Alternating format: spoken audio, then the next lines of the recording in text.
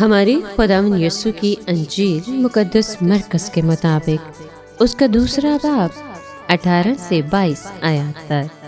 ایک دن یوحنا کے شاگرد اور فریسی روزے سے تھے۔ انہوں نے آ کر یسوع سے کہا کہ اس کا کیا سبب ہے کہ یوحنا کے شاگرد اور فریسیوں کے شاگرد تو روزہ رکھتے ہیں لیکن تیرے شاگرد روزہ نہیں رکھتے۔ یسوع نے ان سے کہا کہ کیا باراتی جب تک کہ دلہا ان کے ساتھ ہے روزہ رکھ سکتے ہیں؟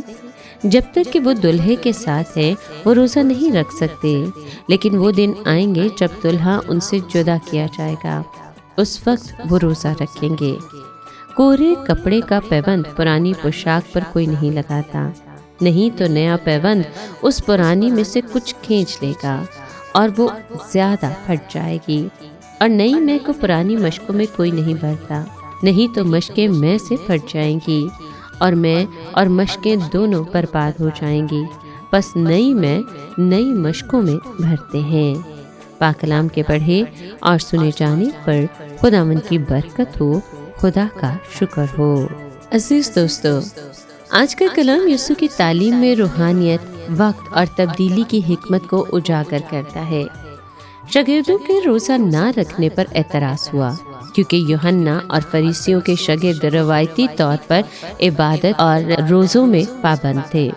یسوع نے جواب دیا کہ باراتی جب تک کہ دلہا ان کے ساتھ ہے روزہ نہیں رکھ سکتے۔ یہ مثال بتاتی ہے کہ روحانی اعمال جیسا کہ روزہ یا عبادت صرف رسم کے لیے نہیں بلکہ تعلق اور مقصد کے مطابق ہونے چاہیے۔ یسوع خود دلہے کے طور پر موجود ہے، خدا کی بادشاہی کی خوشخبری لانے والا، اور اس وقت روحانی پابندیاں اس خوشی اور تعلق کی رکاوٹ نہیں بن سکتی۔ یسوع نے پھر کورے کپڑے پر پرانی پیوند اور نئی میں کو پرانی مشکوں میں بھرنے کی مثال دی۔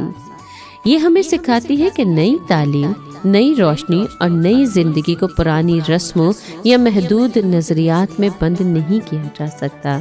اگر ہم نئی حقیقت کو پرانی ساخت میں دبانے کی کوشش کریں تو نہ نئی چیز بچتی ہے اور نہ پرانی، بلکہ نئی تعلیم، نئی روح اور خدا کی بادشاہی کے کام کے لیے نئی سوچ، نیا دل اور نیا ظرف چاہیے۔